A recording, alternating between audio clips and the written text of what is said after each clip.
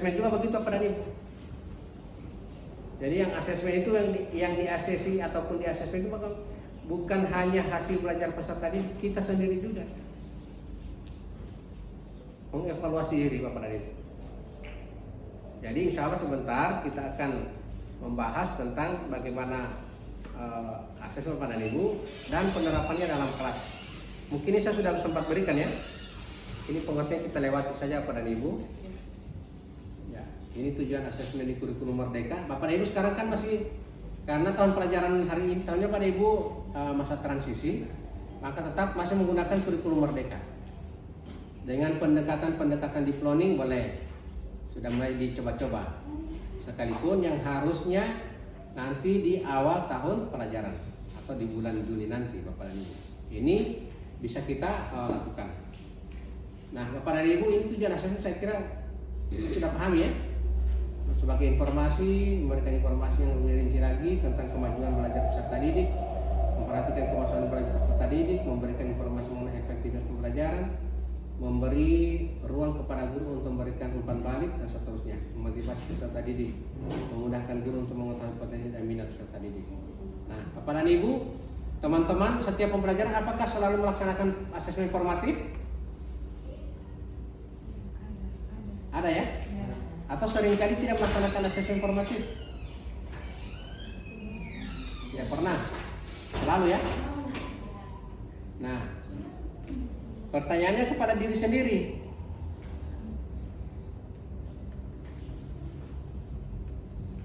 Pertanyaannya pada diri sendiri, apakah saya selalu melaksanakan asesmen formatif? Tujuannya apa, Bapak dan Ibu? Mengukur pencapaian hasil pelajaran berdasarkan tujuan. Ya, oke.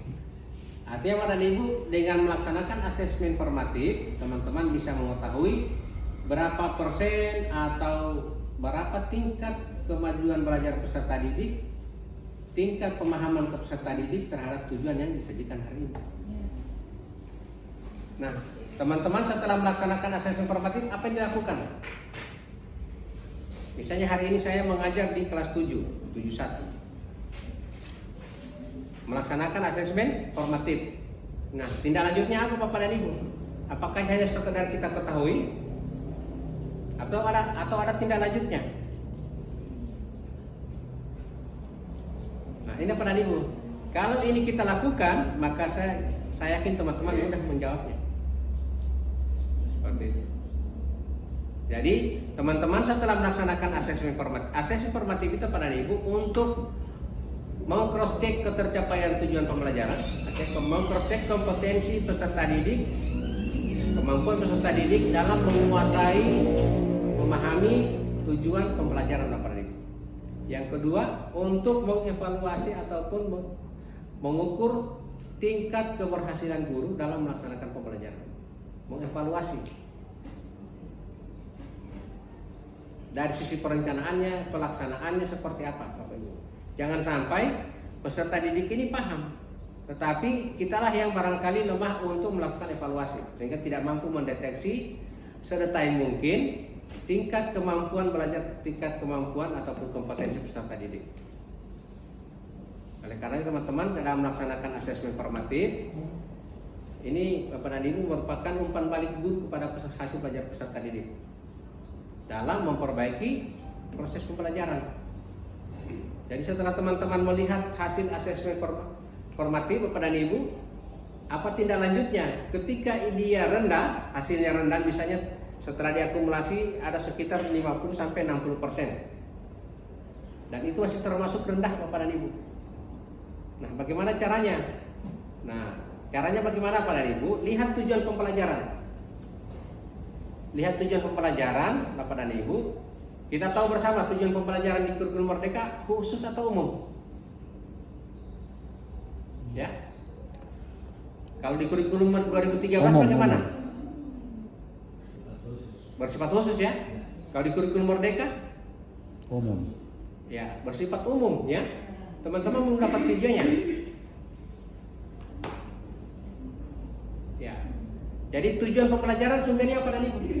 Karena itu dasar kita untuk melakukan pembelajaran. Yang target kita untuk kita capai dalam melaksanakan pembelajaran di tujuan. Nah, tujuannya bersifat umum. Bagaimana cara mengukurnya? Misalnya peserta didik mampu memahami, kalau saya pengasuh pendidikan agama Islam, mampu memahami tata cara berwudu dengan baik dan benar. Dulu di kurikulum Merdeka itu, di kurikulum 2013, kata memahami itu tidak bisa diukur dan tidak bisa dipakai tujuan pembelajarannya. Tetapi di kurikulum Merdeka Pak Danib itu diharapkan tujuan pembelajaran bersifat umum. Kemudian Bapak dan Ibu, bagaimana cara mengukurnya? Yakni dengan membuat indikator-indikator pencapaian kompetensi Bapak dan Ibu. Jadi di tujuan pembelajaran itu ada dua unsurnya. Ada kompetensi, ada konten. Kan peserta didik mampu memahami, berarti memahami kompetensi.